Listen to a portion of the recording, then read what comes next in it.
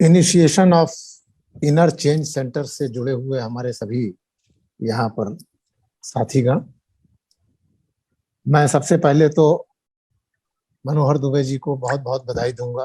उन्होंने आज मुझे ये अवसर प्रदान किया कि मैं आपके बीच में उपस्थित हो सकूं। मैं कहाँ तक न्याय कर पाऊंगा आपके विषय पर ये तो, लेकिन पूरा प्रयास मैं इस बात का करूंगा कि मैं इस विषय पर कुछ कह सकूं।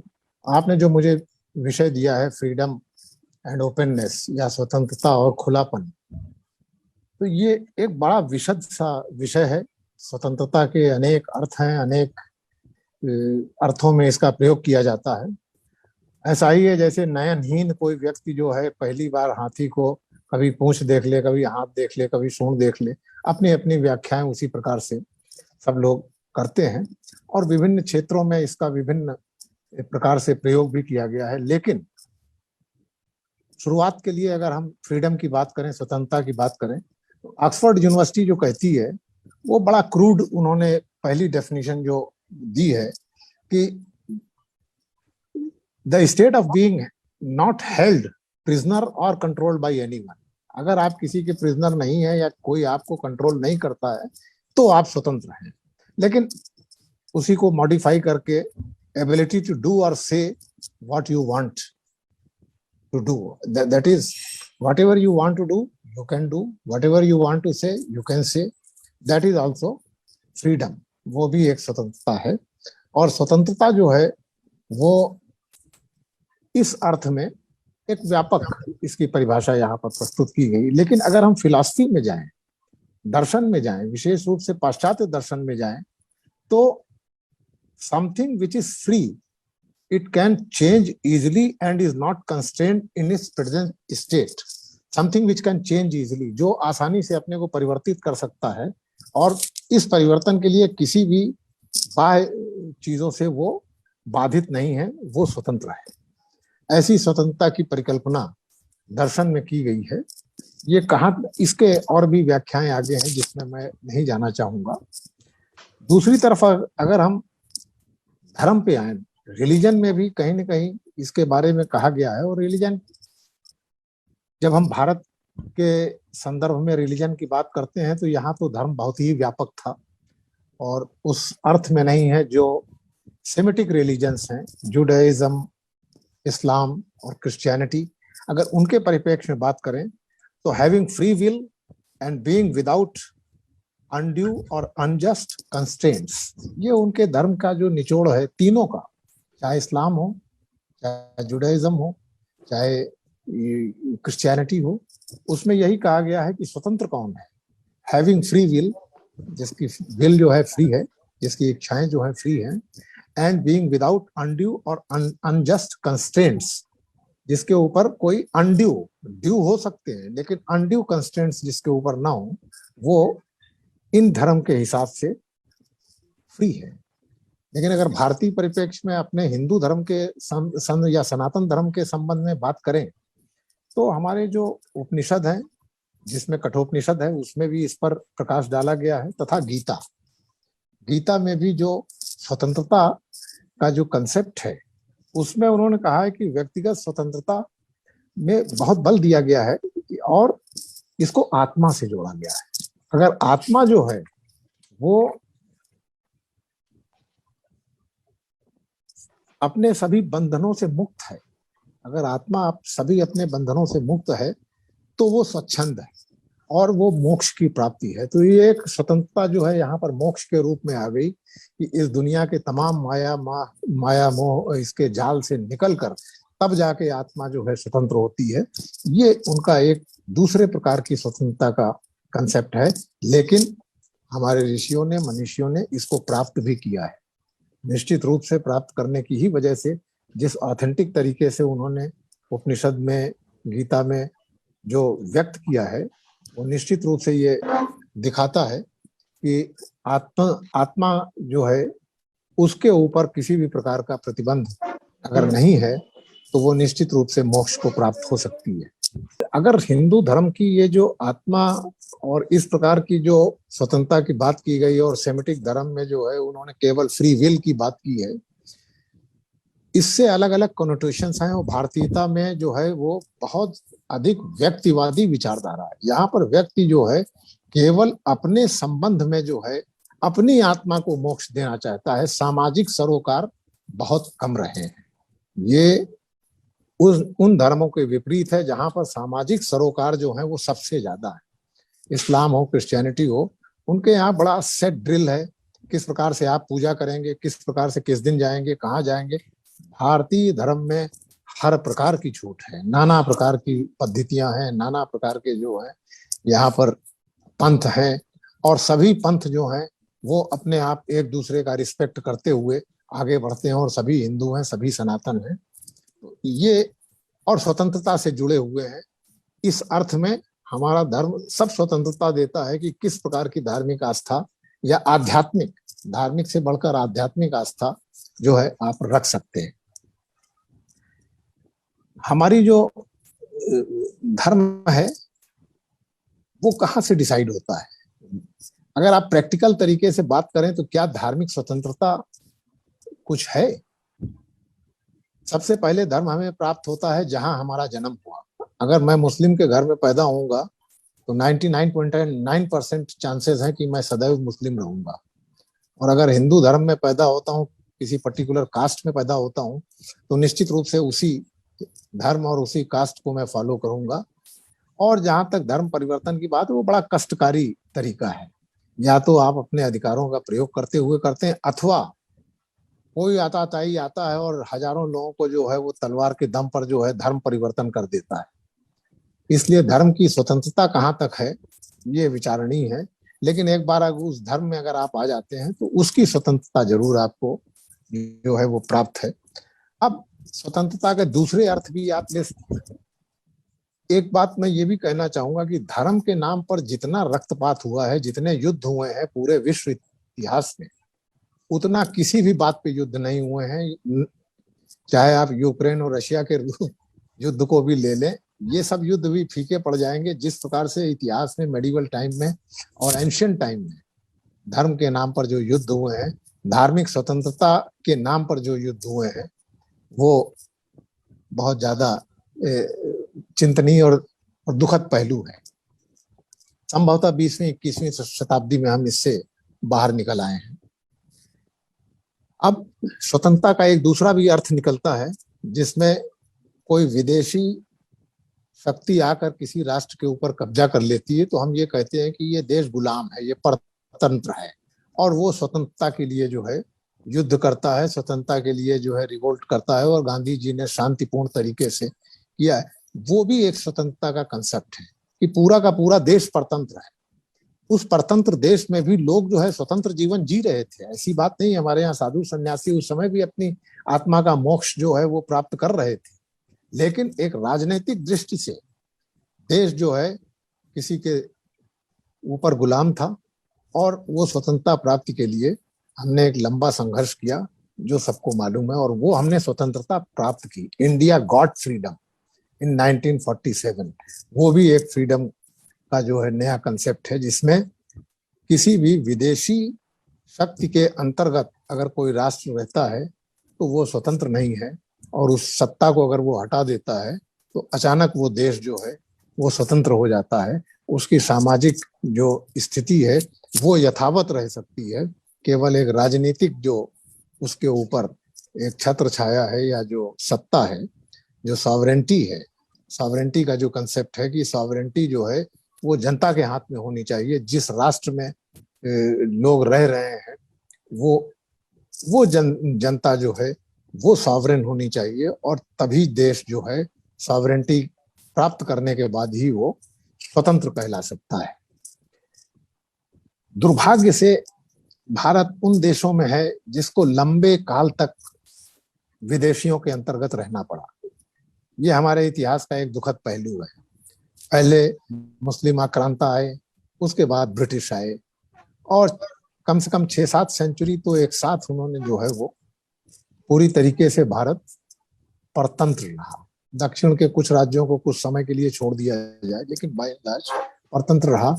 और इसी को उसी काल में जो तुलसीदास थे उन्होंने भी सीधे सीधे इसी बात पे कहा कि पराधीन सपने सुख नाही। किसी और कॉन्टेक्स्ट में उन्होंने कहा रामचरितमानस में, लेकिन फिर भी उन्होंने देश काल को ध्यान में रखते हुए भी ये बात कही थी कि पराधीन सपने सुख नाही, जो राष्ट्र जो है स्वतंत्र नहीं है वो सुख कहाँ से प्राप्त कर सकता है। ये तुलसीदास जी ने अनुभव किया जब विदेशी शक्तियों के अंतर्गत हम यहाँ थे, या वो अपने को विदेशी मानते थे। बहुत से मुस्लिम्स आके यहाँ पर भारतीय हो गए, भारतीय परंपरा में वो रंग गए, रम गए, लेकिन उसके बावजूद एक जो पद्धति थी वो एक कहीं न कहीं विदेशी थी और भारतीय संस्कृति के मूल से वो एक टकराती थी। विदेशी जब राज्य हमारे ऊपर थे तो निश्चित रूप से उसका असर पड़ा, हमारा सांस्कृतिक ह्रास हुआ। India lost its cultural autonomy. Our religion was attacked. Not only attacked, but symbols of religion like temples, they were destroyed. And they were destroyed to frustrate the people. कि तुम देखो हम इतने शक्तिशाली हैं कि तुम जिसके ऊपर आस्था रखते हो उसको हम गिरा सकते हैं। हमारी जो एक धार्मिक स्वतंत्रता थी वो वहां पर चोट खा गई। लेकिन फिर भी समय बदला और भारत की जनता जो है आज अपनी स्वयं सॉवरेन शक्ति उसके हाथ में है और अब स्थितियां काफी बदल चुकी हैं। अब हम पॉलिटिकल फिलॉसफी या day to day practical politics की तरफ जाएं तो फ्रीडम जो है, इंग्लिश में एक वर्ड है लिबर्टी। दोनों का अर्थ करीब करीब स्वतंत्रता है, लेकिन दोनों का कनोटेशन जो है वो काफी थोड़ा सा फर्क है। A country is free, a country is free, a man enjoys liberties, a man enjoys liberties, a country is free. So there lies the difference between the freedom and liberty. But if we talk about the freedom, it is associated with liberty in the sense, number one, giving oneself their own laws. Freedom का एक पहला अर्थ ये है कि क्या हमारा देश खुद को अपना जो है वो कानून दे सकता है, या अंग्रेज आके हमारे लिए कानून बनाते थे, या कोई मुस्लिम आक्रांता आकर जो है वो जजिया टैक्स हमारे ऊपर लगाता था। उसके स्थान पर क्या आज हम स्वयं, यानी आज हमारी संसद जो है वो सर्वोच्च है, जनता के लोगों द्वारा चुनी गई है, और वो एक फ्री विल जो है लोगों की वो कहीं ना कहीं एक्सप्रेस करती है। तो एक कनोटेशन उसका लिबर्टी का ये है कि हम जो है अपने कानून खुद बना सकते हैं, और दूसरा व्यक्तिगत रूप से हमारे पास सिविल लिबर्टीज हैं जिनको हम एंजॉय कर सकते हैं विद इन सर्टेन सिस्टम, और वो एंजॉय हम करते हैं जो कि आप जानते हैं हमारे संविधान में जो है जो स्वतंत्रताएं दी गई हैं वो स्वतंत्रताएं कुछ भी नहीं है। They are the civil liberties which we enjoy, like freedom of assembly, कहीं भी हम एकत्र, फ्रीडम ऑफ एसोसिएशन, हम संगठन बना सकते हैं, जैसे आपने अपना एक संगठन बनाया है, इसमें कोई पाबंदी नहीं है। And similarly freedom of speech जो सबसे ज्यादा महत्वपूर्ण है। एंड यहाँ पर जैसे आर्टिकल 1921 जो लाइफ लिबर्टी आपको देता है। धार्मिक स्वतंत्रता के लिए भी जो है संविधान ने हमारे गारंटी दी है धारा 25 में, लेकिन मुख्य रूप से जो आर्टिकल 19 है ये सभी प्रकार की स्वतंत्रताएं हमको देता है। सभी स्वतंत्रताओं में जो है कहीं न कहीं प्रोवाइजो भी लगे हुए हैं कि ये स्वतंत्रता आपकी इस चीज से बाधित की जा सकती है, यानी स्वच्छंद नहीं है, आप स्वतंत्र हैं, स्वच्छंद नहीं है। स्वच्छंद का अर्थ है कि जो भी आप चाहें करें, उसका दूसरे के ऊपर जो भी प्रभाव पड़े उससे हमें मतलब नहीं है। स्वच्छंद है जैसे कि कोई भी आसुरी शक्ति हुआ करती थी, असुर हुआ करते थे, हम जो चाहे करेंगे, जो आक्रांता हो उससे हमें कोई संबंध नहीं। वैसी स्वच्छंदता नहीं, हमें स्वतंत्रता है ताकि दूसरे की स्वतंत्रता से वो टकराए नहीं, दोनों के बीच में तालमेल हो। ऐसी स्वतंत्रता हमें संविधान में दी गई है, न केवल भारतीय संविधान में बल्कि जितने भी डेमोक्रेटिक कंट्रीज हैं, सबके कॉन्स्टिट्यूशन में आप देखेंगे कि कुछ न कुछ लिबर्टीज पे रोक लगी हुई है। इसलिए लगी हुई है ताकि सभी लोग एक साथ लिबर्टी को यूज कर सकें, लिबर्टी को एंजॉय कर सकें। केवल एक व्यक्ति के लिए लिबर्टी नहीं होगी। ऑटोक्रेटिक कंट्रीज में हो सकती है कि केवल जो ऑटोक्रेट है उसकी लिबर्टी मायने रखती है, दूसरे की लिबर्टीज नहीं। अगर पॉलिटिकली हम देखें तो अमेरिका में जो है एक जमाने में स्लेवरी भी हुआ करती थी। स्लेवरी वाला आदमी क्या स्वतंत्रता का अर्थ समझेगा और क्या उसके लिए इसका सिविल लिबर्टीज उसको नहीं थी। लेकिन वहां भी क्रांति हुई और पहली बार अभी कल आपने सुना कि एक महिला, ब्लैक महिला वहां के सुप्रीम कोर्ट में जो है जस्टिस बनी है। It is also freedom of that community which they are now enjoying as civil liberties, which should also be kept in mind while we talk about freedom. Liberty की दो तरीके से जो है परिभाषाएं दी गई हैं। एक निगेटिव उसकी डेफिनेशन है। Negative does not mean minus. Negative in the sense that it is the ability to fulfil one's purpose और पर्सनैलिटी।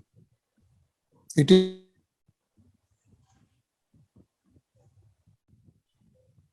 पॉजिटिव लिबर्टी है। अदरवाइज निगेटिव स्वच्छंदता की ओर जाती है कि हम जो चाहें वो कर सकते हैं, जबकि एक पॉजिटिव लिबर्टी जो है वो ये है ability to fulfil one's purpose और पर्सनालिटी। दूसरे शब्दों में हमें व्यक्तित्व निर्माण करने के लिए पूरी छूट होनी चाहिए।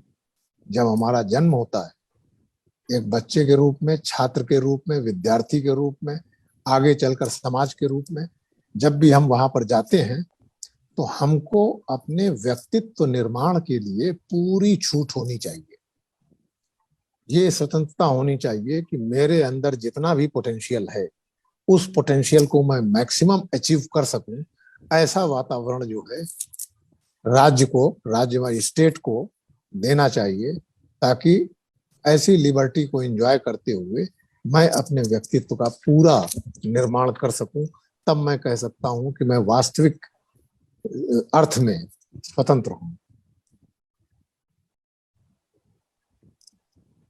Individual has liberty, nation is free. I told you that point is well. अब कुछ फिलोसफर्स हुए हैं, चूंकि हम पॉलिटिकल लिबर्टी की बात कर रहे हैं, यहाँ पर पॉलिटिकल फ्रीडम की बात कर रहे हैं, बहुत से फिलोसफर्स हुए हैं जिससे हम व्यक्तिगत रूप से प्रभावित हैं, उसी की हम बात करेंगे। That is Rousseau. रूसो ने एक बड़ी अच्छी बात कही। उसने ये कहा कि man is born free, man is born free but everywhere is in chains. आदमी पैदा तो स्वतंत्र होता है लेकिन हर जगह अपने को चेन में पाता है। सामाजिक बंधन, पारिवारिक बंधन, राज्य के बंधन, हर जकड़ा हुआ है। पैदा स्वतंत्र होता है बट व्यक्ति जो है हर जगह अपने को चेन में बंधा हुआ पाता है, शैकल्ड है फ्रॉम ऑल साइड। ये रूसो का एक कंसेप्ट था जो उसने कहा कि ये एक रियलिटी है। स्वतंत्र ठीक है, आपका विदेशी राज्य चला गया, आपका अपना राज्य, इसका ये मतलब नहीं कि आपके ऊपर कोई दूसरी चेन नहीं है। चेन अभी भी बंधी हुई है आपके ऊपर। एक स्टेट ऑफ नेचर का कंसेप्ट था कि स्टेट ऑफ नेचर में जब राज्य नहीं था, केवल नेचर में आदमी रहता था, तो स्टेट ऑफ नेचर के अलग अलग लोगों ने अलग अलग तरीके से व्याख्याएं की हैं, जिसमें फेमस है हॉब्स लॉ को। लेकिन रूसो कहता है कि वो एक बड़ा अच्छा पीरियड था, लोग बड़े पॉजिटिव थे और सब लोग एक दूसरे की रिस्पेक्ट करते थे। और ऐसे स्टेट ऑफ नेचर में लोगों ने एक दूसरे को अपने अधिकार देकर एक स्टेट की स्थापना की। और स्टेट अर्थात जो सरकार के माध्यम से कार्य करती है, कंसेप्ट स्टेट का था, ये रूसो ने दिया था। लेकिन रूसो ने उस पर ज्यादा न जाते हुए जो उसने एक बेसिक क्वेश्चन उठाया वो मैं आपके साथ रख के अपनी बात समाप्त करता हूं इस विषय में कि how how can humans live freely with in society. Main question ये है कि समाज के अंदर एक व्यक्ति कैसे फ्री रह सकता है। इसके लिए हमें सोचना पड़ेगा, नियम बनाने पड़ेंगे, कानून बनाने पड़ेंगे, वातावरण बनाना पड़ेगा कि समाज के अंदर रहते हुए एक व्यक्ति जो है वो किस प्रकार से फ्री रह सकता है।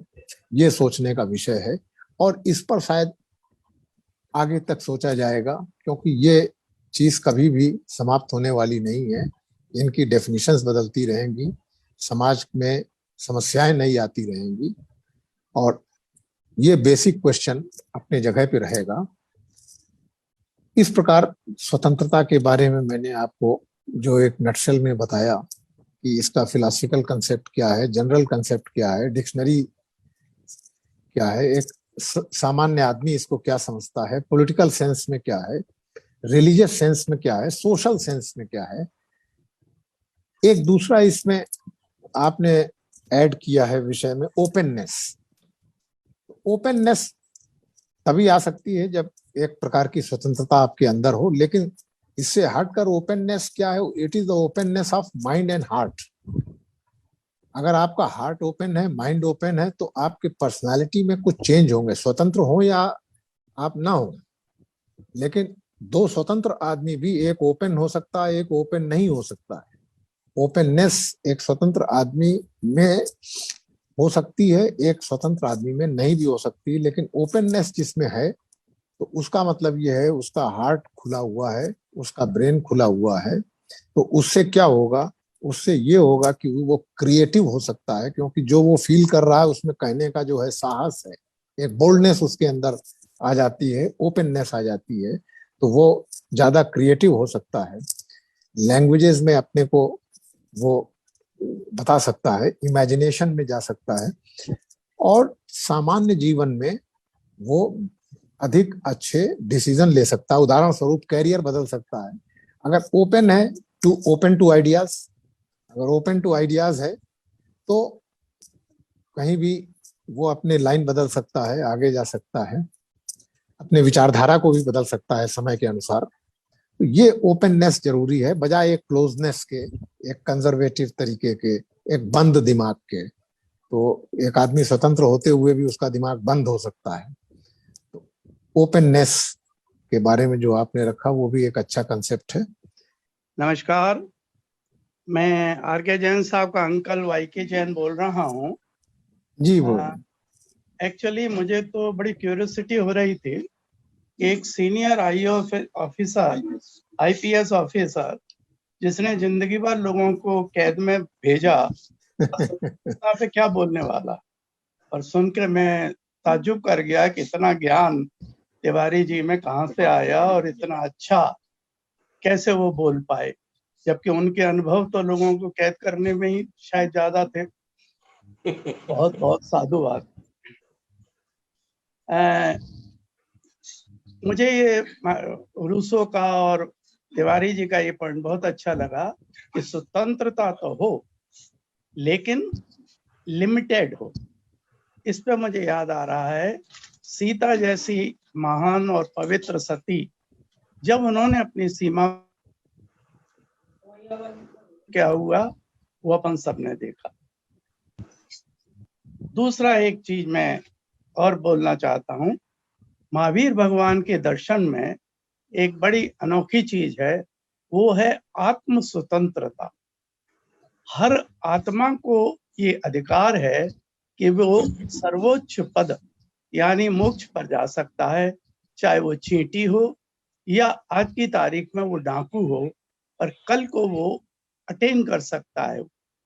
उसको वो कहते थे कि हर आत्मा की परफेक्ट स्वतंत्रता, दैट इज आत्म स्वतंत्रता। ये मैं इसमें थोड़ा सा एक पॉइंट ऐड करना चाह रहा था। धन्यवाद। तिवारी जी को बहुत बहुत साधुवाद। तिवारी जी ने हैंड रेज किया था, आप बात रख सकते हैं।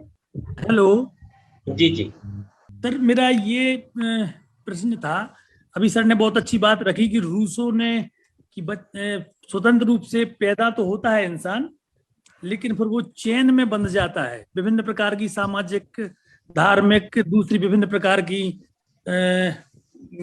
उसमें बंधनों में बंध जाता है। तो मैं सर इतना जरूर प्रश्न करूंगा कि बंधन मुक्त व्यक्ति क्या विशुद्ध जानवर नहीं होता?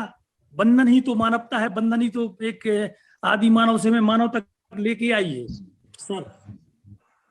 नहीं, निश्चित रूप से आपका जहां तक बंधन का आपने बताया, बंधन का मतलब ड्यू बंधन जो है, उचित बंधन जो है वो आवश्यक है, क्योंकि जैसा आपने बताया एनिमल एग्जिस्टेंस में एक दूसरे की स्वतंत्रता का कोई अर्थ नहीं है। वहां पर जो जितना शक्तिशाली है वो उतना ज्यादा स्वतंत्र है। एक मानव के रूप में ही हम लोग शक्ति पर न जाकर एक व्यक्तित्व पे जाते हैं कि सबको अपनी अपनी फ्रीडम है। तो निश्चित रूप से बंधन का अर्थ जो है वो रीजनेबल रिस्ट्रिक्शंस जो हैं, कोई भी मतलब ये कॉन्स्टिट्यूशनल वर्ड भी है, रीजनेबल रिस्ट्रिक्शंस जब तक नहीं होंगे फ्रीडम के ऊपर तो nobody will be able to enjoy freedom. If there is no restriction on anyone, then everyone is free and so much free that none is free. इसलिए निश्चित रूप से जो आपने कहा है वो अपनी जगह पे सही है। Thank you. हमारे और साथी भी बात रख सकते हैं। हमारे एक साथी पूछना चाह रहे हैं कि आपने एक बात कही कि धर्म को लेकर मध्यकाल में और प्राचीन काल में युद्ध लगातार हुए, पर हम अब वर्तमान में देखें कि धर्मनिरपेक्षता में स्वतंत्रता और खुलापन का क्या स्वरूप है? प्लीज। देखिए, वर्तमान समय में अगर धर्म का आप स्थान देखें तो ऐसा नहीं कि धर्म का स्थान खत्म हो गया या धर्म के नाम पर संघर्ष नहीं है। कहीं वैचारिक हैं, कहीं राजनीतिक हैं, कहीं वोट के लिए हैं और कहीं कहीं सीधे आतंकवाद के रूप में है। आतंकवाद भी किसी न किसी धर्म को प्रचारित करने के लिए, उसको इस्टेब्लिश करने के लिए एक बड़ा गलत तरीका जो है वो कि किसी को भी मार दो और आतंक कर दो, लेकिन धर्म उसके भी पीछे, और वो इसी को जस्टिफाई करते हैं कि हमारा धर्म यही चाहता है। हालांकि उन्हीं के धर्म के लोग कहते हैं कि नहीं, ये धर्म की जो व्याख्या है ये गलत है, ये व्याख्या नहीं है। कोई भी धर्म जो है वो ये नहीं चाहता है अशांति हो, शांति हो। लेकिन फिर भी हम देखते हैं कि धर्म के नाम पर जो है आतंकवाद भी आ जाता है, धर्म के नाम पर दंगे भी हो जाते हैं। लेकिन धर्म के नाम पर सीधे सीधे जैसे पहले युद्ध हुआ करते थे वो संभवतः कम हो गए हैं। लेकिन दो देश अगर अलग अलग धर्मों को फॉलो करके आपस में लड़ते हैं तो कहीं ना कहीं धार्मिक भावनाएं वहां पर भी टकराती हैं। भारत एक सेक्युलर कंट्री है और सेक्युलर न केवल नाम के लिए है बल्कि पॉलिटिकली भी है, सोशली भी है और कॉन्स्टिट्यूशनली भी है। तो यहाँ पर धर्म में सभी धर्मों को जो है अपना, तो within our society we don't have that much of conflict, but historically they are, look at Europe, 30 years war, 100-year wars only between Protestant and Catholics आपस में लड़ते रहे, एक ही क्राइस्ट को मानने वाले, लेकिन अलग अलग जब उनकी वो पंथों में जब वो विभक्त हो गए वो लड़ते रहे आपस में। Look at the crusade when the European Christians fought against the eastern side coming Islamic, वर्षों तक लड़ते रहे और बहुत दिन बाद जाके इक्विलिब्रियम आया।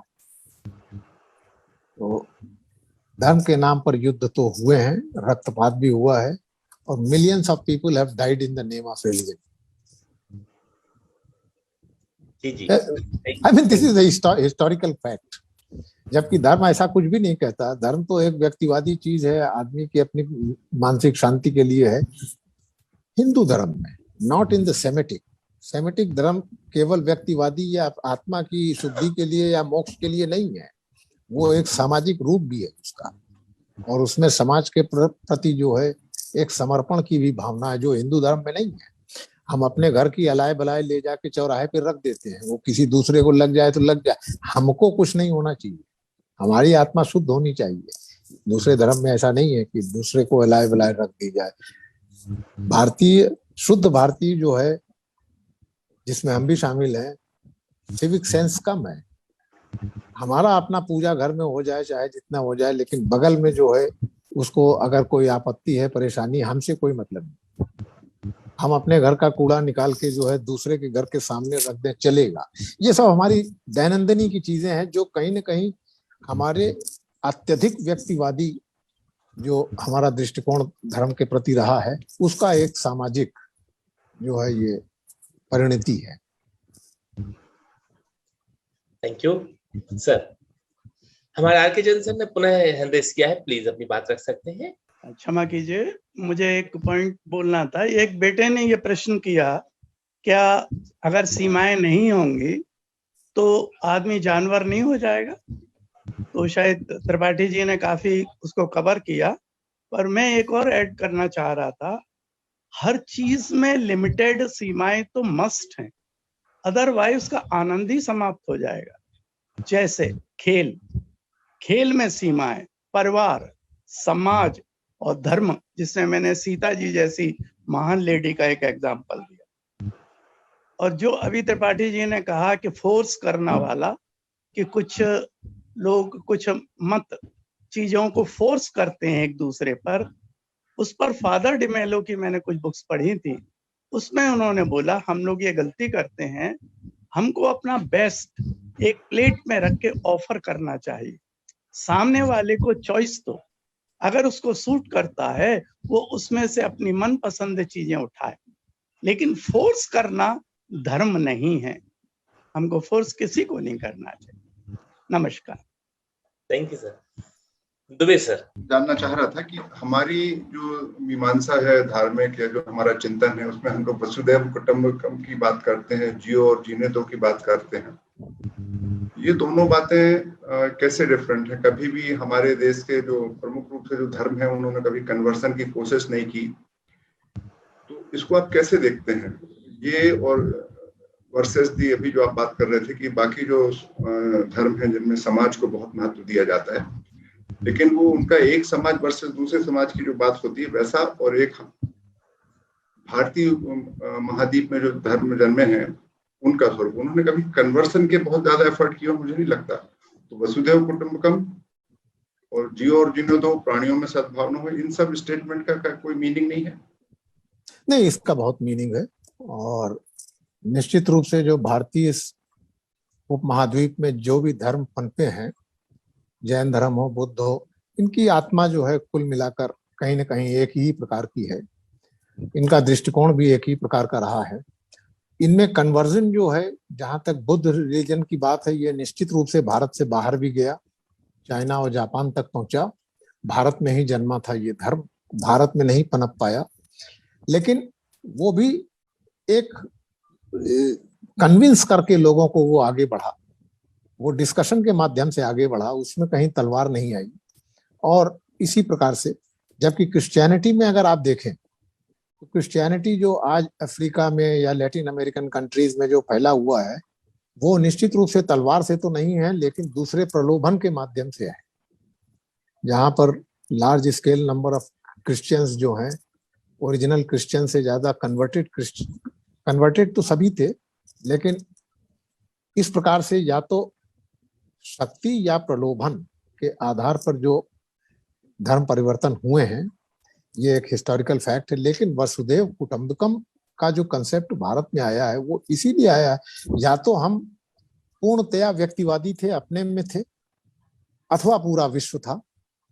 इन बिटवीन हमारा मोहल्ला राष्ट्र ये नहीं थे, केवल एक व्यक्ति था अथवा वसुधैव कुटुंबकम था, पूरा विश्व था। ऐसी धारणा हमारे यहाँ थी, और इसीलिए हमने कभी ये नहीं सोचा कि हमारा मोहल्ला उस मोहल्ले से जो है दूसरे तरीके का दिखे या ये दिखे, या हमारा राष्ट्र जो है, पॉलिटिकल थिंकिंग कम थी। भारतीय मीमांसाओं में पॉलिटिकल थिंकिंग ना होकर जो पॉलिटिकल टच आपको दूसरे रिलीजन में मिलता है right from the beginning, profit, चाहे क्रिश्चियन प्रॉफिट हो, चाहे हिब्रूज हो, उनमें एक पॉलिटिकल टेंस, यहाँ पर किसी भी प्रकार की कोई राजनीति नहीं थी, केवल एक शुद्ध हृदय था कि हमारी आत्मा जो है उसको मोक्ष प्राप्त होना चाहिए, और अगर हमारी आत्मा को मोक्ष प्राप्त है तो पूरे विश्व को जो है वो मोक्ष प्राप्त होना चाहिए। ऐसी या तो हम या पूरा विश्व, यही एक दृष्टिकोण लेकर हम आगे बढ़े। बीच में हमारा कोई भी हिस्सा नहीं था। सर मेरे ख्याल से क्यूरियोसिटी हमारे स्पीकर अंकल में है, अभी जैन सर अपनी बात रख सकेंगे प्लीज। दुबे जी ने एक सेंटेंस यूज किया, जियो और जीने दो। इस पर मैं एक जरूर कमेंट करना चाहूंगा कि इसमें एक ब्यूटी ये है कि जियो पहले, जीने दो बाद में। अगर मैं ही नहीं जीऊंगा तो दूसरे को जीने का मैं कैसे उसमें सहायक बन सकता हूँ। बहुत बढ़िया, बहुत जैसे दीपक जब तक खुद नहीं जलेगा तब तक दूसरे को कैसे जला पाएगा, और अगर जलाने जाएगा तो खुद बुझ जाएगा। इसलिए सबसे पहले अपने दर्शन में आता है जियो और फिर जीने दो। नमस्कार। Thank you.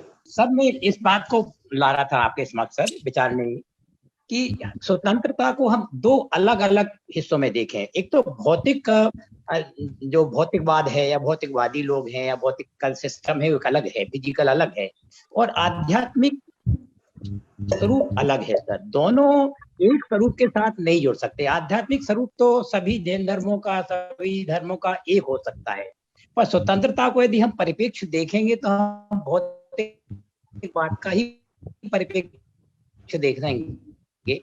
तो इन दोनों को एक होने में तो पे ही सारी बातें चली गई। पुराने समय में भी हम चर्चा करें तो जितने भी लोग हुए हैं, फ्रीडम तो शुरू हो गया, आध्यात्मिक में कभी स्वतंत्र उस तरह से मनुष्य नहीं रहा किसी भी मनवंतर में, तो वो तो निश्चित है मोक्ष की चर्चा करेगा।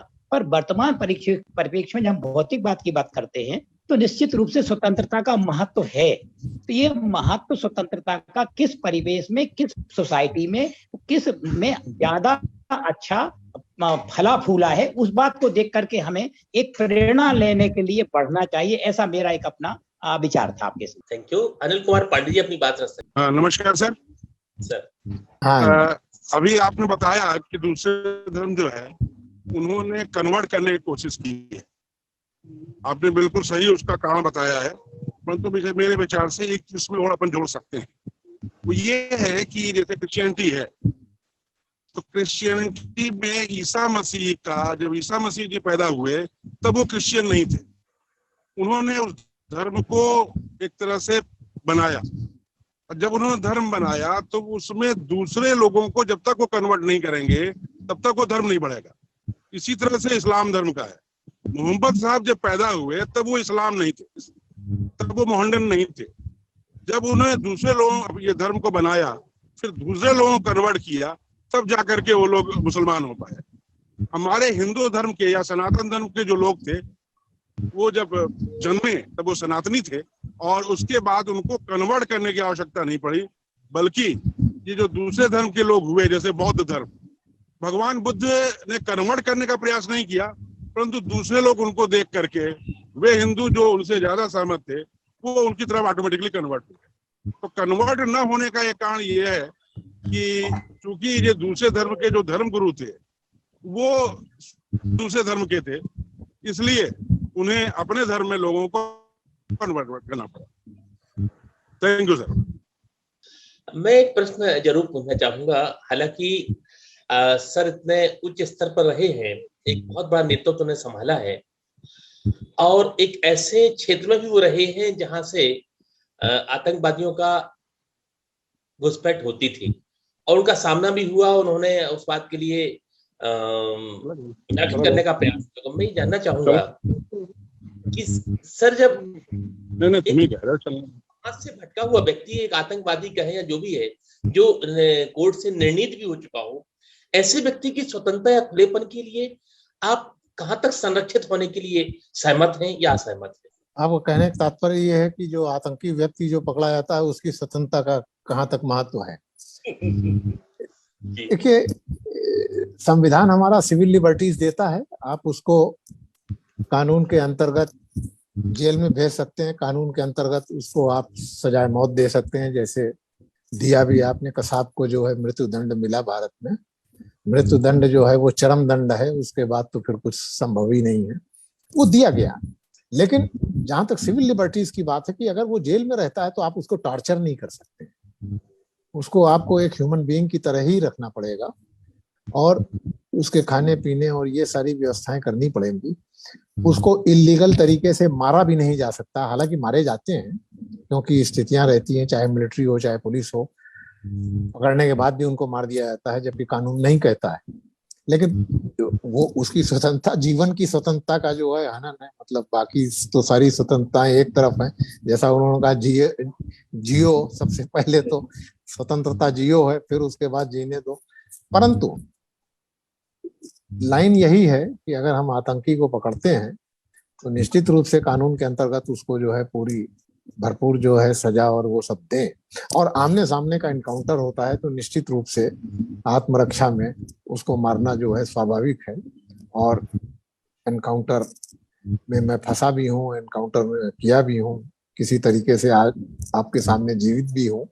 संभवतः नहीं भी रह सकता था, क्योंकि 2010 का जो हिंसक आंदोलन था वो पराकाष्ठा था।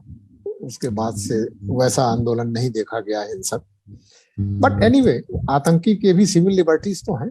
अगर आप उसको पकड़, आतंकी क्यों, कोई भी criminal, any criminal for that matter, he enjoys certain liberties, so our law says, so our constitution says, so we have to follow that.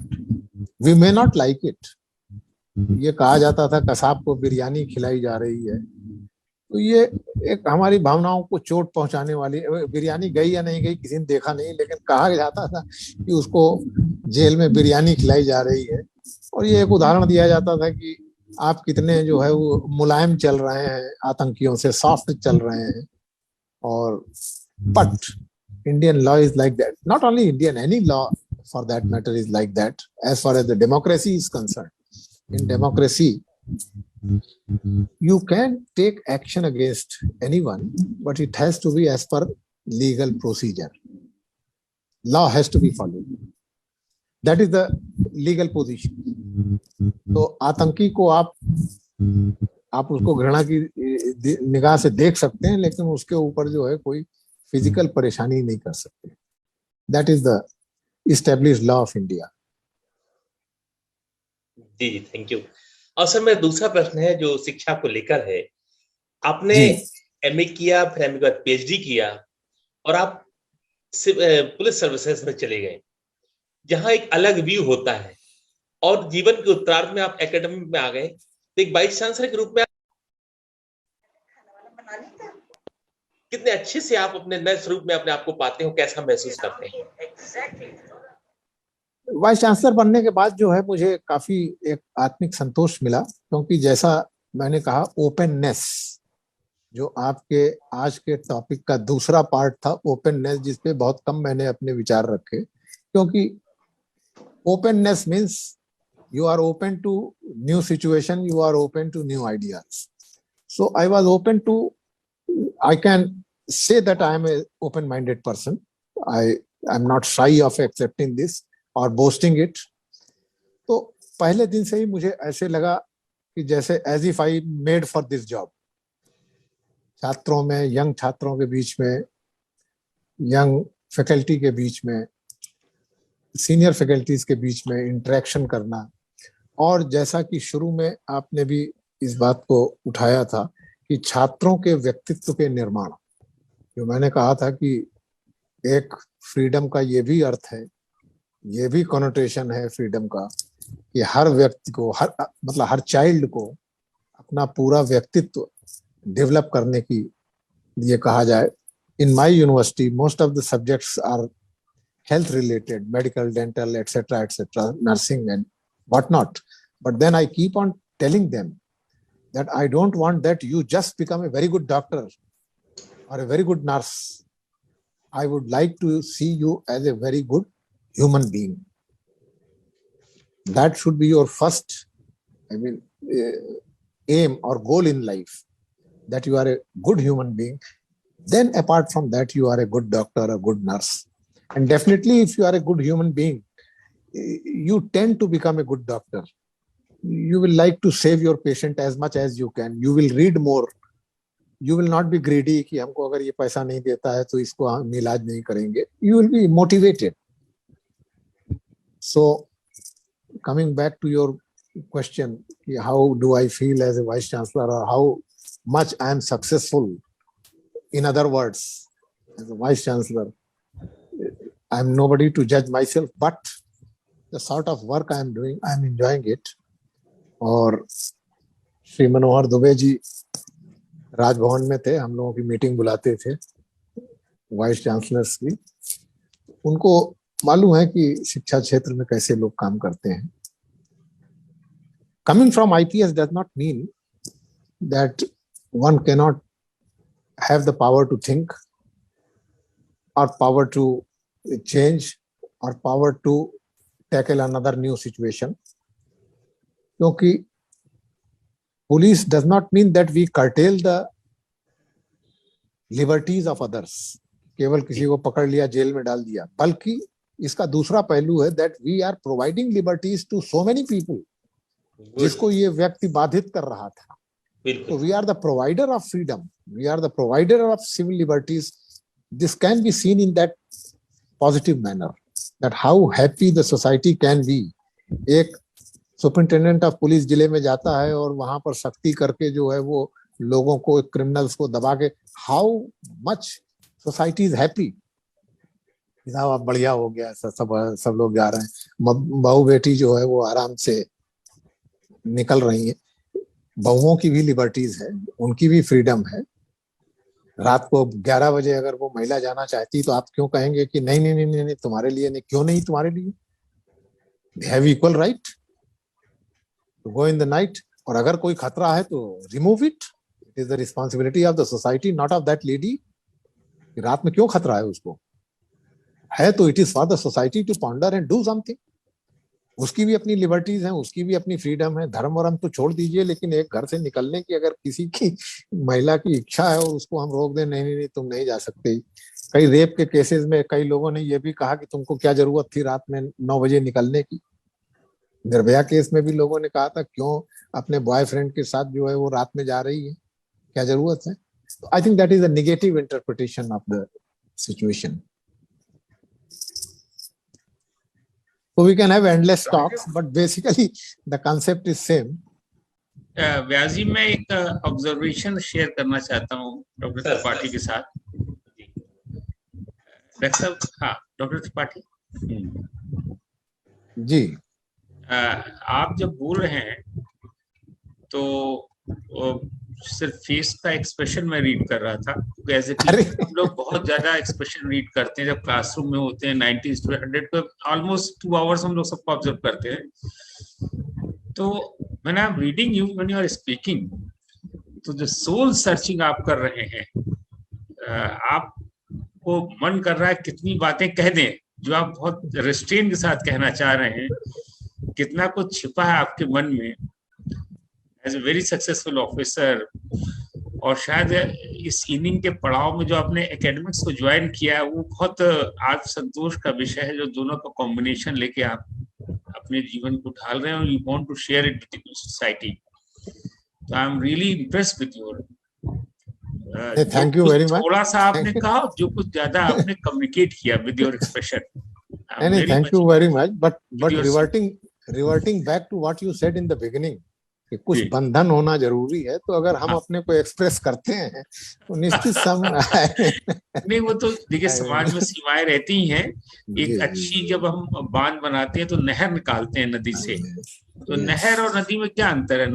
नहर नदी में तो बाढ़ आ जाती है और जो नहर है वो दोनों तरफ उसका बंधन होता है जो खेत को सींचता है। तो उसी से हम पावर भी जनरेट कर पाते हैं। लेकिन अगर उसको नदी के रूप में छोड़ दें जिसमें कोई बंधन न हो तो उसका कोई उपयोग नहीं रह जाता। वो स्वच्छंद है, स्वच्छंद है, यही अंतर हो जाता है लाइफ में। जी, जो एक इंग्लिश में वर्ड है लाइसेंस। लाइसेंस ये वाला नहीं जो हम लोगों को आर्म्स लाइसेंस या driving licence, but licence means extreme freedom. स्वच्छंद, extreme freedom, license to licentious life means where no constraints are there. But that is not possible in the society and not desirable. Not possible, not desirable. You have seen the life ना, आपको हमने हम read कर रहे हैं आपको बहुत दूर से। You have seen the life.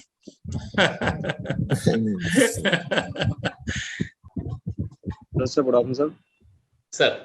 हाँ सर, मैं फ्रीडम के रिगार्डिंग मेरा क्वेश्चन था कि मतलब ज़्यादा फ्रीडम भी सही नहीं होती। जैसे कुछ कंट्री का अगर एग्जांपल है, वहाँ पे उतना फ्रीडम नहीं है, तब भी वो डेवलप्ड कंट्री है। तो जहाँ पे जितना ज़्यादा फ्रीडम है या अभिव्यक्ति की आज़ादी ज़्यादा है, वो उतनी ही डेवलपिंग कंट्री है या अंडर डेवलप है। तो तो ये चीज मतलब ऐसा एक कॉन्ट्राइंडिकेशन टाइप क्यों हो रहा है कि जैसे लोगों को ज्यादा फ्रीडम रखते हैं या उनको अभिव्यक्ति की आजादी इस टाइप का ज्यादा है तो वो उतना ही उनका डेवलपमेंट नहीं हो रहा है, या फिर लोगों को जितने ज्यादा रिस्ट्रिक्टेड रखते हैं एक फाउंडेशन में रखते हैं तो उतने ही ज्यादा उनका डेवलपमेंट और वो सब है। मतलब वो इन शॉर्ट देखा जाए तो वो ज्यादा फोकस्ड रहते हैं मेरी नजर में, मतलब जिनको ज्यादा फ्रीडम नहीं मिलती है। आपकी पीड़ा जो भारत के संदर्भ में है मैं समझ सकता हूँ कि यहाँ पर लोगों को ज्यादा स्वतंत्रता की छूट है, लेकिन जिस प्रकार से चीन जो है आगे बढ़ रहा है, जहाँ पर शक्ति है, ऑटोक्रेटिक सोसाइटी है, लेकिन आर्थिक संपन्नता बहुत है और देखते देखते हमारे लाइफ में देखते देखते हमसे 5 गुना आगे हो गया। जी सर। लेकिन आर्थिक स्वतंत्रता अपने स्थान पर है, राजनीतिक स्वतंत्रता, सामाजिक स्वतंत्रता वो भी अपने स्थान पर है। और ये कहना कि केवल ऑटोक्रेसी या एक उस प्रकार के तंत्र में ही जो है वो आर्थिक संपन्नता आ सकती है, गलत। आप अमेरिका को देख लीजिए, वेस्टर्न यूरोप को देख लीजिए, डेमोक्रेसी रहते हुए भी वो उस जगह पहुंचे जहां चाइना और रशिया आज भी नहीं पहुंच पाए हैं और शायद पहुंच भी नहीं पाएंगे, जितना उन्होंने उन्नत किया है अपने सोसाइटी को। और they are totally free society, not only in words but in action, क्योंकि इंडिया में बहुत से एक्शंस में हम लोग उतने फ्री नहीं हैं। हम लोग कहते जरूर हैं कि हम हर चीज में फ्री हैं, लेकिन दूसरा अगर कोई कुछ करता है तो हमें बहुत परेशानी होती है। We don't allow anybody, but western, we may be critic of western society, western culture कि उसने हमें प्रदूषित कर दिया ये लेकिन अपनी जगह पे जितना फ्री वो है, उसके बावजूद उन्होंने आर्थिक संपन्नता जो है वो हासिल की। उनका लिविंग स्टैंडर्ड चाइना और रशिया से जो है वो 10 गुना अच्छा है। तो इसलिए भारत भी डेमोक्रेसी रहते हुए भी अपनी संपन्नता ला सकता है अगर हम, क्योंकि डेमोक्रेसी का ये मतलब नहीं कि आप ईमानदारी से काम ना करें, डेमोक्रेसी का ये मतलब नहीं कि आप जो है भ्रष्टाचार करें सरकारी सेवा में आने के बाद। डेमोक्रेसी तो ये नहीं कहती, ये तो हमारा जो नेचर, या आप ये चाहते हैं कि कोई आके आपको इतनी जोर से जो है मारे पीटे कि आप जो है भ्रष्ट ना हो, तो ऐसी व्यवस्था ज्यादा नहीं चल पाएगी। और डेमोक्रेसी में रहते हुए भी मेरे हिसाब से आर्थिक प्रगति की जा सकती है। सभी का पुनः एक बार धन्यवाद सर। नमस्कार। थैंक यू त्रिपाठी साहब। थैंक यू नमस्कार। आदरणीय दुबे जी, बहुत बहुत बहुत शुभकामनाएं, बधाई। कल हमारा थैंक यू।